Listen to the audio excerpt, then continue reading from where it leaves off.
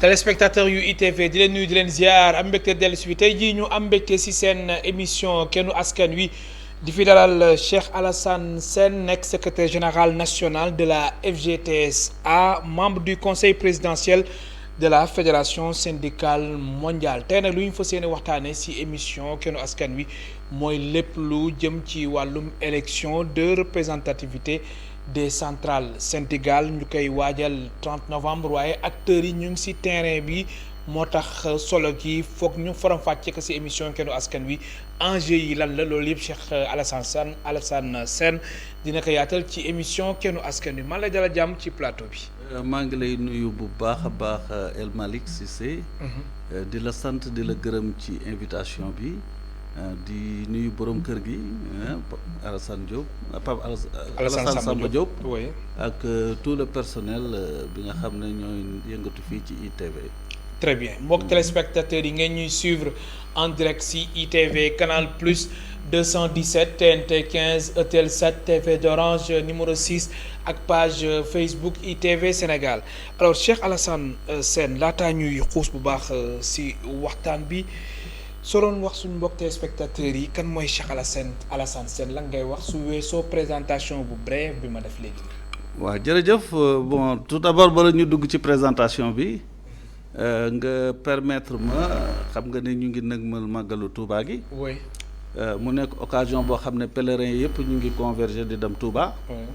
muy képp koo xam ne day jullit rawatina taalibe murid yi. di ñaan yàlla daal màggal gi ñu dugg ci jàmm génn ci ak jàmm képp koo xam ne véritablement mën nga ko te dem fa di ñaan yàlla lépp luñ fa ñaan yàlla na ko yàlla nangu. beneen bi ci desit aussi di nuyu tous les travailleurs góor jigéen mag ak ndaw et particulièrement ceux ñi nga xam ne dañoo nekk ci suñu centrale di FGTSA. bu loolu passé buñ ne Cheikh Alassane Sène Saalum la man waa Guinguinéo laa maa ngi defee foofu sama école primaire école Moustapha Sarr. def sama étude secondaire école Camp Faidherbe école Lat Dior à Thiès après ma def école normale William Ponty bu Thiès enseignant naa nekk naa directeur d'école nekk surveillant nekk le premier intendant du lycée de Guinguinéo ensuite ma nekk intendant CNFA Centre national de formation et d'action bi nga xam ne dañ ko rattaché au ministère de la fonction publique. bi loolu passé aussi it am na parcours boo xam ne j'ai été 30 ans conseil municipal à Guinguinéo nekkoon fa président commission éducation président commission coopération décentralisée. mais au plan syndical ma diriger syndicat bi nga xam ne moom lañ naan SNEL syndicat national de l'enseignement élémentaire. yàlla def ci organisation boobu. mu affilié wu ci fédération internationale des syndicats de l'enseignement mu am fa les fonctions de vice-président. pour la FGTS bi may diriger aussi mu affilié wu à la fédération syndicale mondiale bi nga xam ne dafa ëmb 97 millions de travailleurs répartis dans 120 pays ma nekk fa membre du conseil présidentiel nekk seen représentant à l'UNESCO à Paris. très bien voilà brièvement. le parcours au plan professionnel et au plan syndical. très bien léegi FGTSA la ñuy wax. waaw. lu tax A. waaw lu tax A ndax yàlla dafa def FGTS. bi muy créé wu c'était en 2000. oui dañu nekkoon CNTS la confédération nationale des travailleurs du Sénégal te Madia Diop dirigé ko. yàlla def bañ fa nekkee ñu génn créé FGTS ki nga xam ne moo nekkoon le premier secrétaire général di Oumar Tall nekkoon député à l'Assemblée nationale nekkoon adjoint au niveau de la mairie de Dakar. Sidya Ndiaye ci la nekkoon le trésorier de cette fédération après nag ci la génn créer sensibilité am mu nekk FGTSB donc ñooñu yàlla na leen yàlla yërëm te yeexee ñu waaw loolu moo indi A bi et B bi A bi original parce que ki nga xam ne moo doon membre fondateur bi nekk secrétaire général bi moom laa wuutu muy Oumar Tall. B bi mooy bi nga xam ne moom la Sidya Ndiaye dirigé woon te yàlla moom ko bu yàggul. très bien yal na ko yàlla yërëm te xaare ko àjjana alors A bi lu mat a leeral aussi A bi comme lettre signifiewul authentique. non du authentique. très bien kon A du authentique comme nu mu nekkee si alphabet bi rek. voilà mu nekk A. voilà lettre A très bien. Cheikh Alassane Sène secrétaire général national de la FGTSA membre du conseil présidentiel de la fédération syndicale mondiale mooy tey suñu gan si émission Kennu Askan Wi alors fan yi yéen a ngi amal tournée di waajal élection générale de représentativité des centrales syndicales d'abord laataa may ñëw si boobu la élection nga xamante ni fanweeri fan ci weeru novembre nañ ko jàpp n'est-ce pas léegi date bi dafa changé nekkatul le 15 léegi le 30 la. effectivement très bien d'abord solo élection bi lan la. voilà très bien élection yi dafa am une importance capitale mais travailleurs yi daanaka xamuñu ko. ñu ci bari parce que surtout au niveau de l'administration d'une manière générale. ndax élection yi day am sax bu amee nga dem ci benn ministère gis ñu teg fa urne du ñu xam nan la demee. parce que ils n'ont pas l'information. évidemment foofu sax véritablement dana xosi tuuti le ministère du travail bi nga xam ne ñoom ñoo koy organiser naka ni waroon na fekk déjà mu am ay spot publicitaire yoo xam ne dañuy wax maanaam li nga xam ne mooy soloy élection parce que ce sont des élections qui xam ne dafa concerner tous les travailleurs du Sénégal. élection de représentativité yooyu avant muy am avant 2011. ay enquête sociale moo doon am. délégué du personnel. entreprise yu nekk ñu seet centrale bu nekk ñan ñoo ci ëpp doole ak yu demee noonu. léegi en 2011. mooy première élection de représentativité yi nga xam ne moo fi amoon yu centrale syndicale boobu boo ko xoolee le taux de participation était de 32%. deuxième élection de représentativité yi mi ngi am en 2017. le taux de participation était de 28%. nga xam ne donc il y a une baisse tendancielle. oui élection yooyu dafay permettre dans le monde du travail parce que mu nekk les travailleurs du secteur public parapublic et privé. tout travailleur salarié est concerné. élection yi day permettre ñu choisir. ñi nga xam ne ñooy teewal liggéeykat yi Sénégal dans les institutions sociales. bu ñu nee les institutions sociales je veux dire la caisse de sécurité sociale. je veux dire l'IPRES. oui. bu dee les institutions étatiques. je veux dire le conseil économique social et environnemental. le haut conseil du dialogue social et cetera. day permettre aussi ñu choisir ñi nga xam ne ñooy représenter au plan international surtout à la conférence internationale du travail nga xam ne centrale bi nga xam ne la mu nekk la centrale la plus représentative à Genève moom mooy wax ci turu liggéeykatu Sénégal gi yëpp ba pare it aussi centrale yooyu nga xam ne ñoo nekk des centrales représentatives chaque année donc état bi da leen di subventionner pour un montant global de 600 millions par an donc loolu nekk na loo xam ne lu am solo donc moo tax à l'image des élections présidentielles xam ne fii ne boo xoolee ñëpp ñu ngi def focus sur les candidatures de 2024 oui. mais je veux dire que li nga xam ne mooy élection présidentielle u travailleurs yi ce sont ces élections sociales te boo xoolee pratiquement secteur privé bi ñoo ci gën a engagé wu oui. mais pratiquement l'administration d'une manière générale taxul ñu engagé moo tax ñun ñu jël suñu oui. bateau de pèlerin oui. pour sensibiliser tous les travailleurs et tout secteur très confondu. bien alors boobu la élection enjeux yi bokk na si lu ñuy wax les enjeux financiers. est-ce que du loolu moo tax buuxante bi mbir mi takkarnaase. non du enjeu financier loolu lu ci tuuti la mais am na si la ci bokk quand même am na non si. non am na ci parce Oui. que day permettre la preuve am na ci parce que ñi nga xam ne donc déjà bénéficier wuñu ci subvention yooyu pendant une décennie ñu ngi fonctionner di dérouler seeni activités Oui. tant au plan national et international mais enjeu bi ci gën a am solo mooy ñi nga xam ne peut-être dañ ko organiser ñu atteindre les 10% di parler di agir au nom de tous les travailleurs du Sénégal donc dem ci instance yooyu défendre fa liggéeykat yi bañ seen àq ak seen i yelleef ñu mën leen ko jox loolu moo ci gën a am solo. mais défendre liggéeykat yi. si seen ak seen yelleef mais maanaam yi lay organisation c'est important aussi ñuy rendre compte c'est important aussi ñuy wax ñoom si seen ay mandat lan lañ si jot a def yan jéego def ay bilan xool tamit sur le plan aussi financier xaalis bi ne nañ ko dépenser est-ce que loolu. organisation yu fi nekk ñu ngi koy def en tant que tel. moom laa la wax soo gisee suñu sortie bi ñu def parce que xam nga les inscriptions sur les listes électorales pratiquement période bi 1 mois la.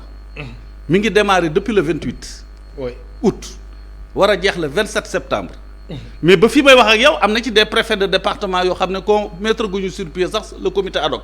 ba léegi nii. ba léegi loolu c'est une difficulté am na ñoo xam ne est-ce que loolu du indi retard ba ñu puusaat. non non élection yi pousse yaakaaruma mu am mais c'est-à-dire pousse mënuma c'est que dañ leen di ñaax parce que déjà avec les nouvelles technologies de l'information et de la communication déjà Oui. les préfets ñoom ñëpp jot nañ le fichier électronique d'inscription buñ ko envoyé chef de service yi chef de service yi daf ci tout seen personnel yi daal di koy envoyer le comité ad hoc xam nga kooku ça peut se faire en 2-3 jours. Donc te 15 jours avant le scrutin tout chef de service war na afficher ci buntu service am la liste des électeurs pour évidemment bu amee ay cas d'omission. Pour vous dire que wax nañ ko sax ci suñu tournée bi. Parce que en réalité dama ne bu fekkee ne dañ la jox mandat. mandat bi jeex da nga war a présenter un bilan. Voilà.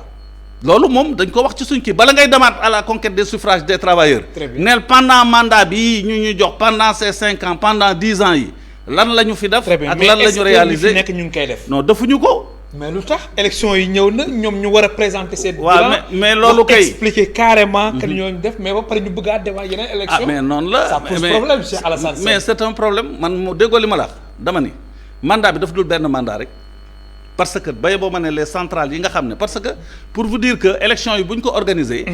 koo ci xam ne da nga atteindre 10%. tu es qualifié. 10%. 10% maanaam téeméer boo jël fukk. voilà.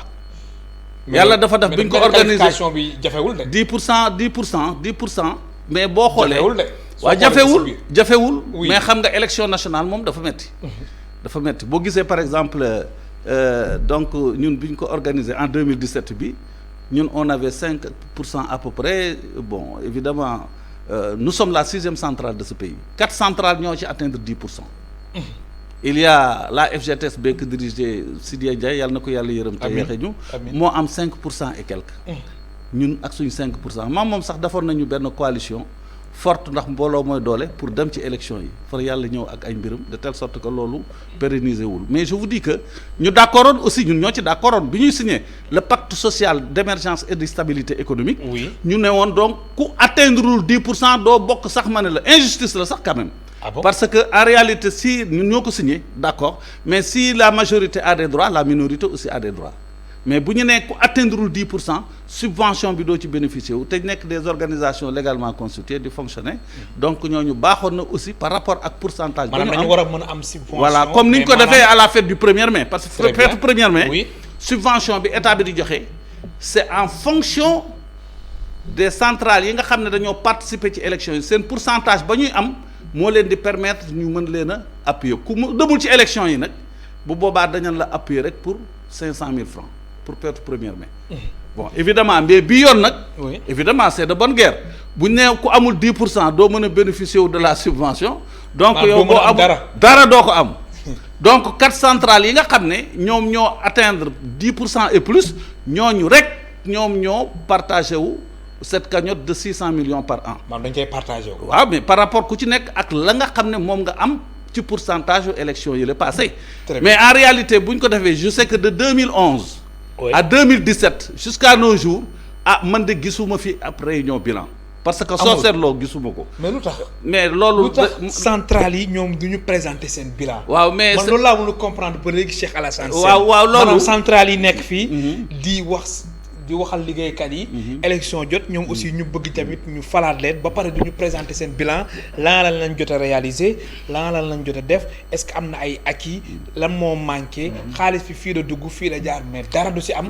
élection amal ñoom ñu bëggaat buuxante bëgg bokkaat. mais bien sûr seen droit la nekk maintenant ce sont les travailleurs ci seen bopp. ñoom ñooy ñooy décider. non c'est-à-dire. Oui. su fekkee man dama laa fal. pour un mandat ma falaat la pour un deuxième mandat.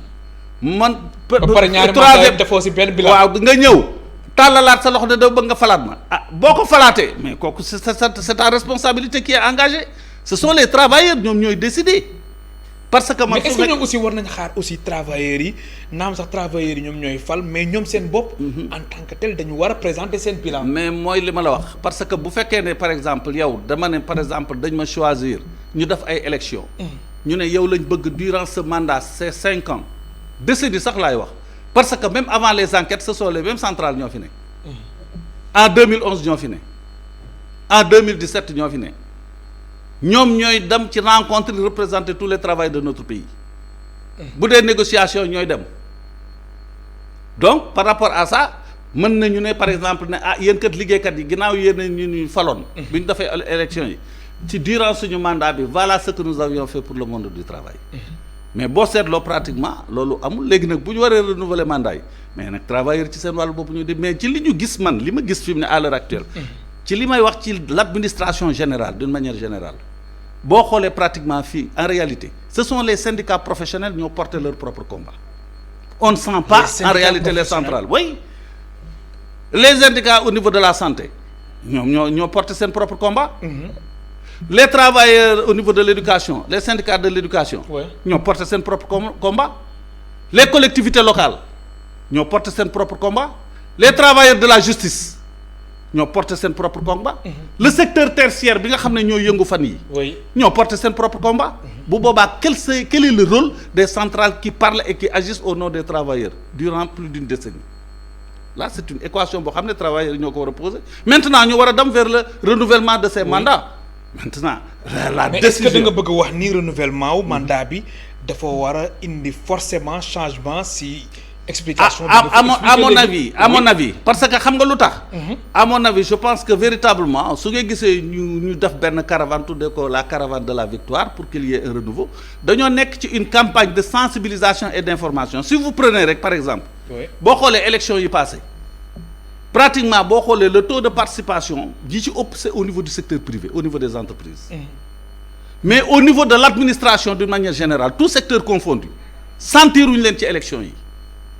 C'est la raison pour laquelle nous nous sommes battus pour bëgg au moment des inscriptions, après les inscriptions ñu jéem a fexe ñafe xeex informer population, tous les travailleurs surtout au niveau de l'administration générale pour qu'ils soient véritablement imprégnés dugal seen loxo ci parce que bu ñu ko deful toog ne bokkuñ ci wala suñu yónneewuñu ci mais les gens vont décider à leur place. Très bien. Cheikh Alassane Sène, secrétaire général national de la FGTSA, membre du conseil présidentiel de la fédération syndicale mondiale, mooy tey suñu gan ci émission Kennu Askan Wi. naa ñëwaat ci kanam tuuti ci wàllum liggéeykat yi seen taxawaay wàllum tamit élection générale de représentativité des centrales syndicales mais dañ seetlu ni centrales syndicales yi ñoom aussi dañuy prononcé wu ci wàllum denrée alimentaire njëg yi muy dund gi naka noonu aussi muy facture yi muy ndox muy courant ñoom seen ak dund bu cher bi gis nga fan yi soble bi mbir mi nu mu takkarnaase woon ba am na sax ay fan yi samedi passé 7000 tonnes yi nga xamante ni wàccoon na ci port autonome de Dakar te sax ñenn ñi consommateurs yi ñoom ñu ngi ni soble bi prix bi mu ngi delluwaat fu mu nekkoon nànk-nànk alors lan moo tax question yooyu comme fan yi ni déggoon ci réellement centrale syndicale yi Cheikh Alassane Sène. Peut-être da nga ma suivre démb. à travers tournée su ma waxee loolu. maanaam d'une manière générale. waaw may wax maa ngi ñëw. yow loolu kay suivre naa la ndax déglu naa la yow. voilà très bien maa ngi ñëw. xam nga liñ ne daanu dajul suuf. daanu dajul suuf. daanu dajul suuf. gis nga li am solo ñun li ñu mën. mooy bu fekkee situation am na. ñu prononcé wu ci wax ci. et on l'a toujours dit saa yoo xamee ne am nañ occasion. pour génn à travers. mais am na ñoo xamante ne dégguñ leen. waaw mais ñun ku ci nekk xam nga organisation bu nekk ak na ngay doxalee. mais ñun en réalité soo xoolee que ça soit à l'occasion de la fête du 1er mai. que ça soit sorti ñuy dem pour rencontrer suñu travailleurs yi ñun dañuy évoquer problème boobu boo xoolee daf nañ benn profession de foi en ce sens. je pense que yónnee nañ la ko. et à travers profession de foi boobu lan lañ ci yëg on a toujours demandé que une baisse conséquente des prix des denrées de première nécessité et des services de consommation. ku wax ne dund bi cherul da ngay wax lu la neex. parce que en réalité boo xoolee le ministère du commerce sax mën a maîtriser sax yenn prix yi parce que li nit ñi di def ci boutique yi mais dañu dem ba ci boutique yi sax souvent dañuy faral di jaayee nu mu leen neexee xam nga lu tax. te bu fekkee ne yow da nga nekk ci koñ bi. boo defee dénonciation te koo ci dem boo ubbee carnet ma ne la boutiquier bi wala pulfute bi dekk ci kii bi ay bor la feesee del boo ko dénoncé boo dikkee dootu la lebalati. il y a ce facteur là. de telle sorte que dañ koy consommer ñu leen jaayi nu mu leen neexee sans contrôle sans rien. su ngeen gisee donc il faut que ces prix là soient stabilisés ñu dem vers une baisse conséquente des prix des denrées de première nécessité et des services de consommation tels que l'eau, l'électricité et le téléphone. Pourquoi on l'a dit? Parce que boo xoolee salaire yi ni muy augmenté woo ni produit yi di augmenté wu moo gën a ëpp doole. moo waral fi mu ne dañoo dem ba nga xam ne liggéeykat yi li ñu yanu ci ay bor ak ay soxla te mu laxasu ci seen baat. bu laxasoo ci seen i tànk duñ dox. c'est ça la vérité. Donc de telle sorte que il faut en réalité une politique sociale. boo xam ne day mën a permettre ñu aller directement vers véritablement une baisse conséquente des prix des denrées de première nécessité te foofu may lancer un appel à toutes les centrales syndicales. oui kooku dañ ci war a liggéeyu xeexandoo ko xàccandoo dóorandoo en ce sens parce que en dehors des compétitions ak yooyu yëpp nous avons un dénominateur commun ku ci nekk nag ak sa stratégie ak na ngay bayee sa tool waaye je pense que tool bi bu fekkee ne dañ ko songandoo ku nekk ak côté ba ngay bayee ak na ngay bayee rek kon tool bi mën naa set parce que loolu dafa nekk loo xam ne c'est notre combat moo waral ma ci wax si aussi au passage parce que en réalité combat bi en dehors des prix des denrées de première nécessité boo xalee fonctionnaire bi nga xam ne dafay liggéey buy liggéey ba weer dee nga bëgg a fay ndox bëgg a fay courant bëgg a fay téléphone ak dund bi ak location bi ak njàngu xale yi yaakaar naa ne imprévu yaakaar naa boo moytuwul da nga yeex a xeex ak maçon c'est la raison pour laquelle ñu en tant qu'organisation travailleur l'action syndicale ne se limite pas à la revendication mais qui dit le syndicalisme dit le social. oui c'est pourquoi ñun en rapport à ça ñu def une politique sociale d'habitat social avec un enseignant un toit. très bien naa si ñëw ci kanam tuuti alors ci wàllum li nga xamante ni moom moo di dund bi. xam nga nee nga yéen da ngeen war a xàccanoo di dóoranoo te lépp lu jëm ci wàllum dund bi les denrées alimentaires lépp lu jëm ci wàllum électricité lépp lu jëm ci wàllum eau ñoom seen mbir mi dafa war a am une baisse considérable ba pare mbir mi ak jamono ju nu méttee ba salaire yi mën a yokku su ko defee liggéeykat bi war mën ko àttan daal lu xamante ni du ko gaañ. alors sa boobu la jamono aussi mbirum loyer location gis nga jéego yi nga xamante ne état bi def na ko. est-ce que sa gis-gis sur le terrain mbir mi am na suivi wala mbirum location ba léegi fa mu tolloon la toll. mbir mi dama ne la pratiquement amul changement majeur. c'est ça boo demee sur le terrain daf say enquête parce que man su fekkee ne man dama jël sama kër. contracter un crédit au niveau de la banque un prêt au niveau de la banque ma tabax sama kër ba pare yaa xamuloo la may fay banque ba. ñu xëy état bi tëral politique boo xam ne bon peut-être dañuy procéder à la diminution. te man may su locataire bi te xam ne peut-être man ci sans wàllu bopp bu fekkee ne déjà defuma diminution donc ci boppam yoon mën naa dal ci sama kaw mais ki la luye kër gi mën na jéem a def ay pexe yoo xam ne respecter la réglementation jox la un délai boo xam ne ma ne la dafa nay normal mën na doon 6 mois wala des choses comme ça trouver benn solution boo xam ne noonu lay def fexe ba nga génn këram te boo génnee këram. mais est-ce que damay defaraat. damay defaraat. mën na defaraat sax ngay toog di xaar ba xam ndax day jox keneen ak wala dem mais mën na ne damay indi une partie de ma famille loo ci mën. oui jox la ma ne la préavis pour 6 mois sax bu la neexee respecter la réglementation loo ci mën. bu ñu àggee ca délai ba mais tu seras obligé de nga génn këram. fekk na moom dafa lal ne du nangu par exemple parce que bu fekkee ne par exemple daf ko wàññi comme nañ ko tëralee. te mënu ko tey fay banque bi ce sera dans la durée. oui. donc il préfère consacrer 1 mois à 1 an boo xam ne yow da nga génn est-ce que yow boo génnee da nga am lu mel ne sax loolu nga amoon. moo waral ñu ci bëri sax même état bi tëral na ko mais pour rester fi ñu nekk dañuy trouver un compromis avec seen bailleur de daal amul problème ñun on va continuer am na ci donc yooyu yëpp daf ci am. donc de telle sorte que problème mooy nit ki mën na ko bañ mais am ñeneen ñu am keneen ku ko nangu. voilà am na ñoo xam ne continuer di fay te rester fa moo leen gënal. ñu respecter la réglementation bi li état bi tëral évidemment donc moo tax problème boobu c'est un problème de sensibilisation et de conscience. très bien am ngeen ci solution yéen waa FGTSA. waaw mais loolu waxtaan la laaj. oui parce que waxtaan la laaj boo xam ne. donc véritablement c'est entre le bailleur et le sous-locataire parce que li ñu ne réeroo amul ñàkk waxtaan moo am.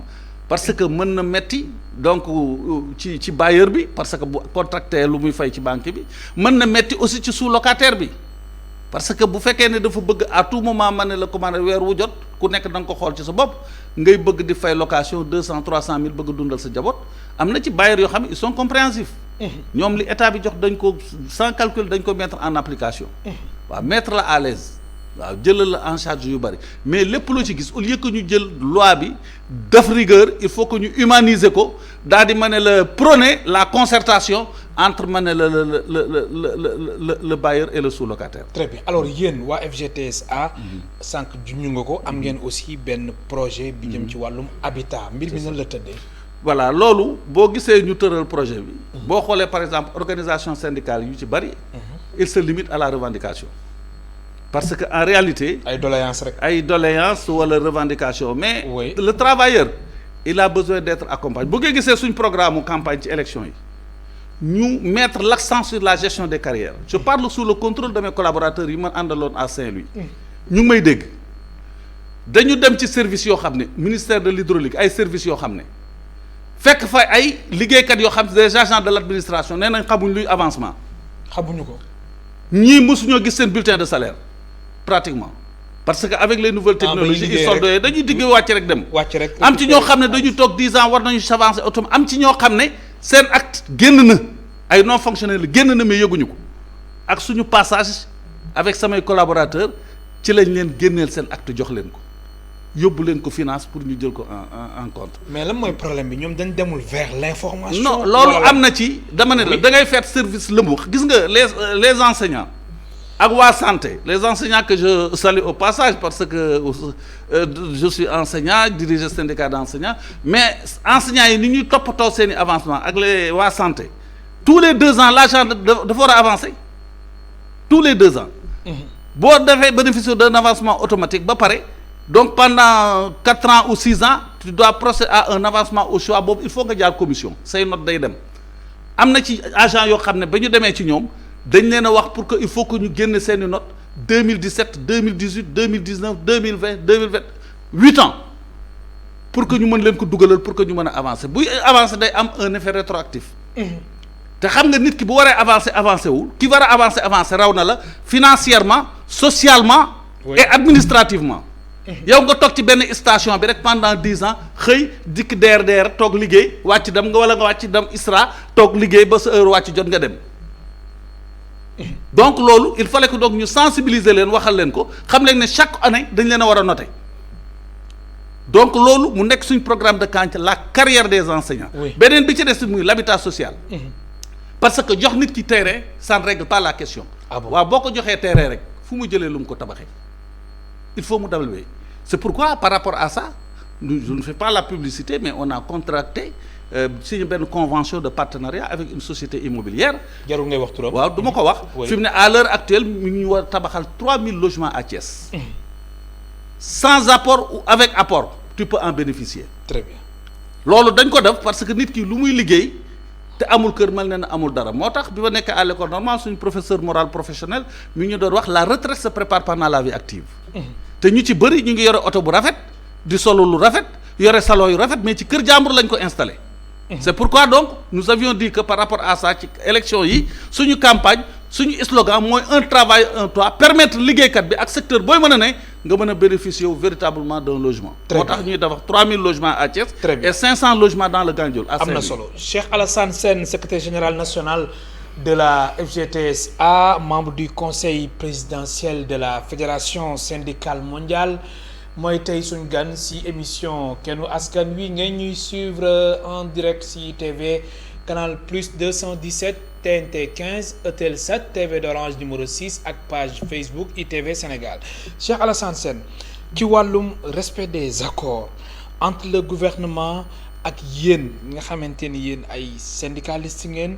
mbir mi chaque année dafay taggatémbe coow li dafay bëri ci wàllum secteur yi may waaj a lim bokk na ci éducation bokk na ci santé bokk na ci collectivité territoriale bu yàggul dara fan yi rek gis nañ ñi nga xamante ne dañuy yëngu ci wàllum éducation muy ñoom SAEMS te El Hadj Malick Youm jiite ko nekk secrétaire général national bi ñoom aussi ñu ngi yëglu ni état wu Sénégal su respecté wul accords yi ñu xaatim ak moom.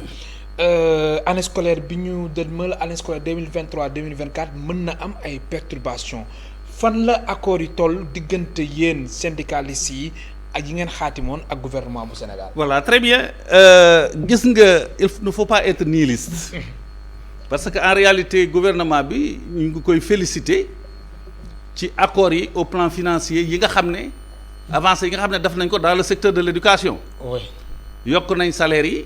kooku tout secteur confondu loolu lu baax la lu rafet la ñu ngi leen ci en tout cas encouragé ci perspective yooyu ndax bu prix yokkoo rek salaire yi war naa yokk mais beneen bi ci des aussi c'est important mooy la carrière de l'enseignant soo seetloo fi mu ne syndicat yi SAEMS ñu ngi yëglu gouvernement bi généralement du ñu anticiper sur les crises gis nga bu fekkee dañoo signé ay accords mu am un comité de suivi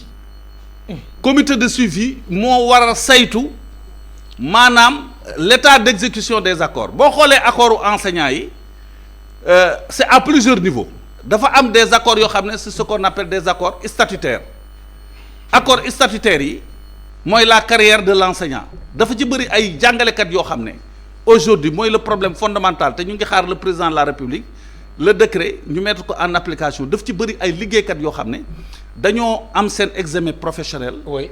avant les 35 ans mais ak des lenteurs ak lourdeurs administratives yi ay procédures yu dul jeex bi acte bi di génn ñu bind ci à compter de la date de signature buñ ko defee à compter de la date de signature nag génne ko ci année de naissance am day am plus de 35 ans ñu defal ko non fonctionnaire mu nekk décisionnaire la faute à qui c'est pas à l'agent dañoo waroon jël ko en compte bu fekkee ne nag dañoo jël at mi mu réussir examen professionnel génne ko ci année de naissance am bu amee moins de 35 ans il est éligible dafa war a nekk fonctionnaire te il y a un grand fossé le fait d'être fonctionnaire et le fait d'être non fonctionnaire problème bi yëpp foofu la léegi ñu demander à ce que ñu corriger ko mais loolu bu amee ay projet de décret ak yu demee noonu te mettre ko en application ça pose problème moo waral chaque fois bu fekkee dañu signer ay accords mu am comité de suivi le comité de suivi doit être fonctionnel mais malheureusement le comité de suivi ne fonctionne pas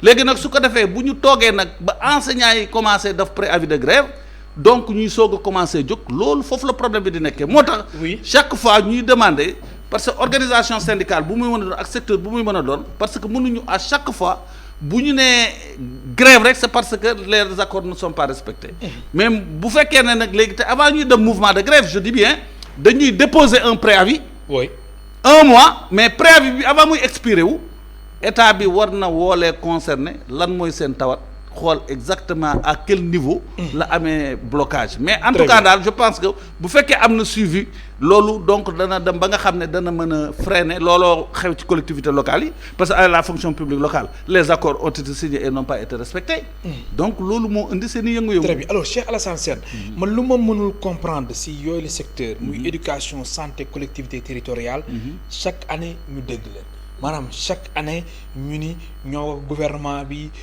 accords yu ñu signé woon respecté wuñ ko lan moo tax chaque année yooyu les secteurs ñuy yëngu di yëngal di dem ci ay grève mais kooku kay est-ce que mënuñ ko régler mu féete boobu. mais mën nañ ko parce que pratiquement de volonté politique la wala. non volonté politique la parce que en réalité gis nga ay accords le président de la République daf ko wax ses collaborateurs nee na léegi bu ngeen di signer na ngeen signer toujours des accords qui sont réalistes et réalisables. Très bien. Oui. Mais les accords bu ñu ko signer te bu ñu koy signer il y a la présence de tous les ministres concernés il y a la présence du premier ministre ou bien du ministre du budget ou du ministre des finances ñu signer accords yi accords yi soit ce sont des accords des revendications statutaires liées à la carrière oui. Il y a des revendications sociales liées à l'habitat social. Il y a des revendications financières mooy augmentation yi ma la doon wax bu dee ci secteur de l'éducation des revendications pédagogiques revendication pédagogique état yi mooy la carrière de l'enseignant la formation diplômante yow est-ce que jaadu na nga gis instituteur nga jëlee ko ci classe yi am na bon c'est diplôme supérieur soit am na licence wala mu am maîtrise mais instituteur la nga jël ko di ko utiliser au niveau du lycée ou du collège mu nekk fa comme professeur di exercer comme professeur étant instituteur. te instituteur la di jot salaire instituteur nekk fa ak professeur yoo xam ne ils ont la licence au même titre que lui kooku nga war ko yóbbu mu def formation diplômante pour que bu génnee ñu mën ko intégrer bu defee stage am ñu intégrer yóbbuwoo ko bàyyi ko fa wala nga ne kat chaque année dañu yóbbu un quota de temps quota boobu respecté woo ko wala nga ne da nga régulariser la situation des décisionnaires régulariser ko loolu mooy indi coow yi.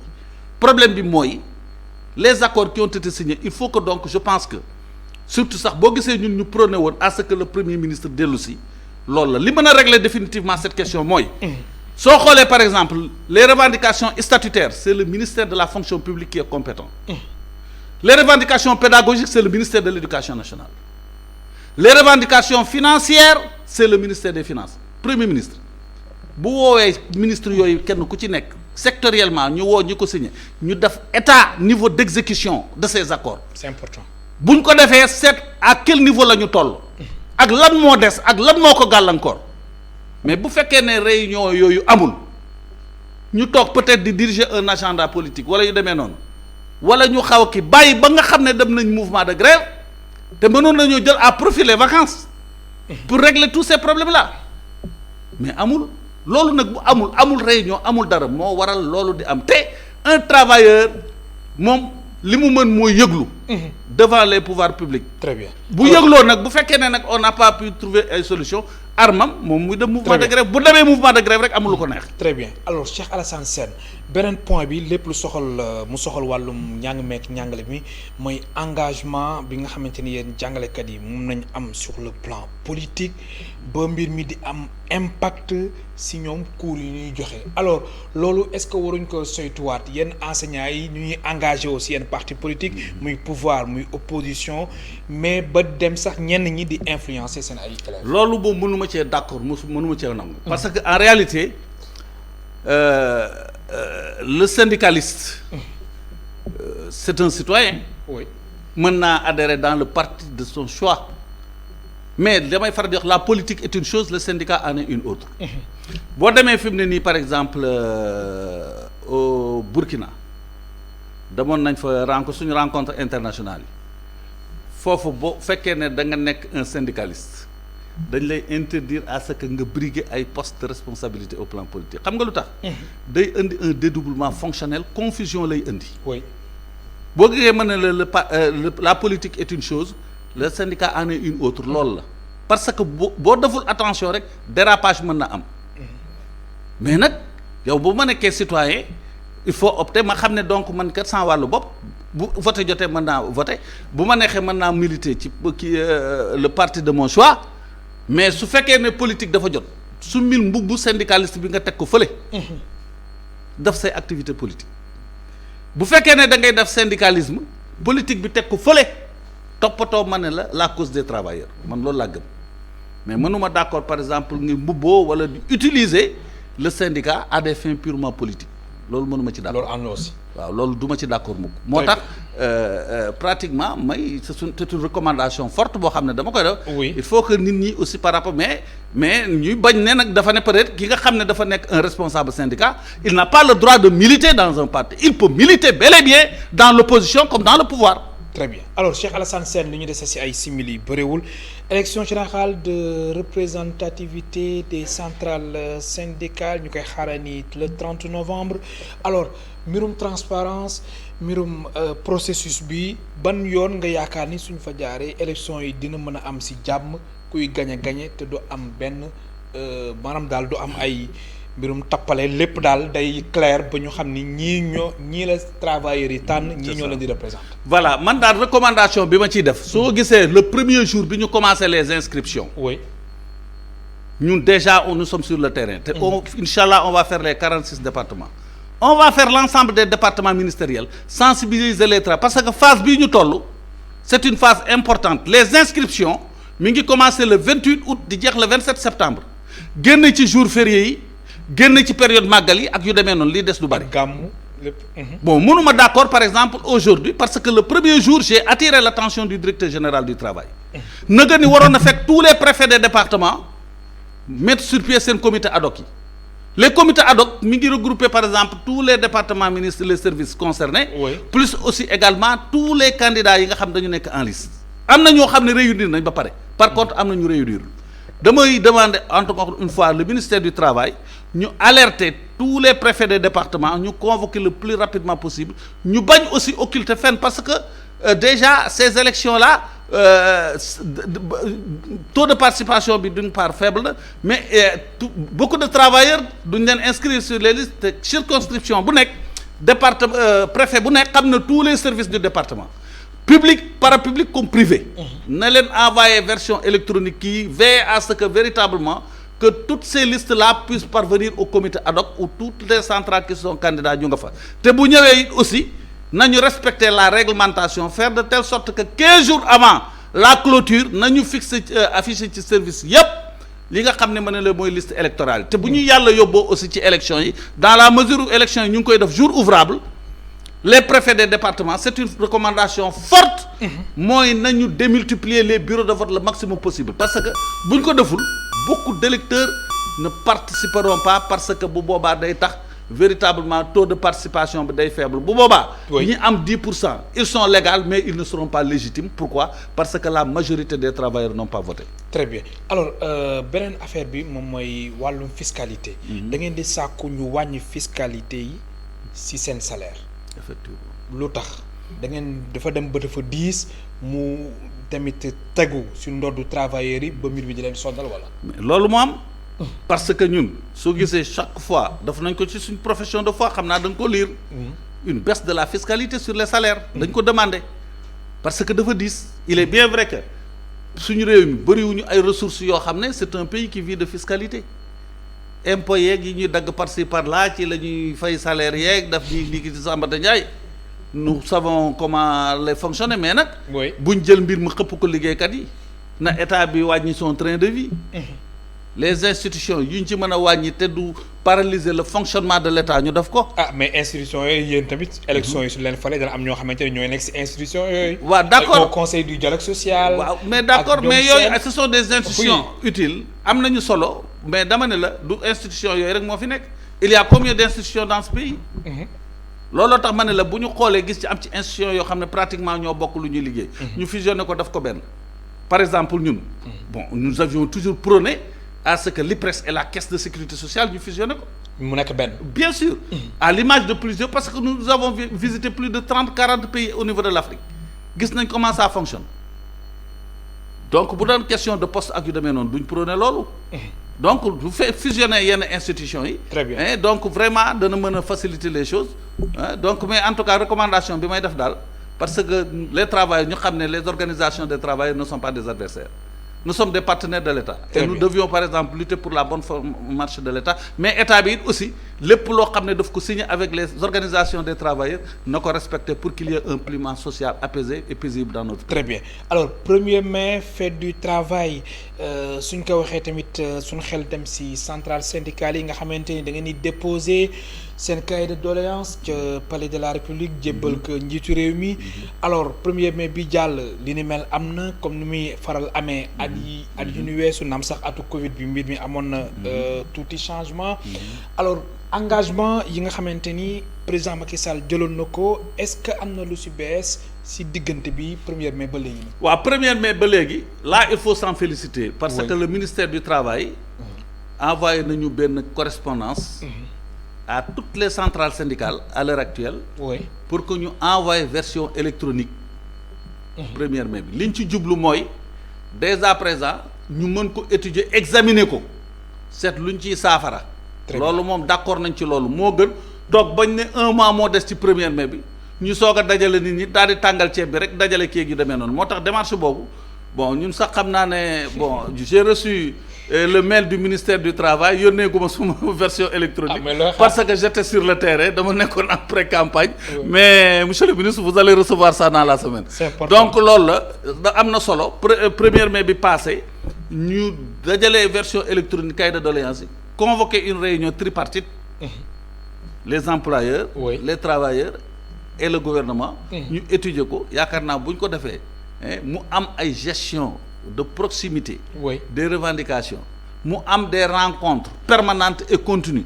entre travailleurs ak état information yi jàll mu am climat de confiance yaakaar naa grève bi dana wàññi. très bien am na solo maa lay gërëm baax di la sant la ngay jeexalee Cheikh Alassane merci beaucoup di la sant di la gërëm parce que véritablement seen liggéey yaa ngi koy def avec professionnalisme. Merci. Parce que Kennu Askan Wi donc c'est suivi à travers le monde entier.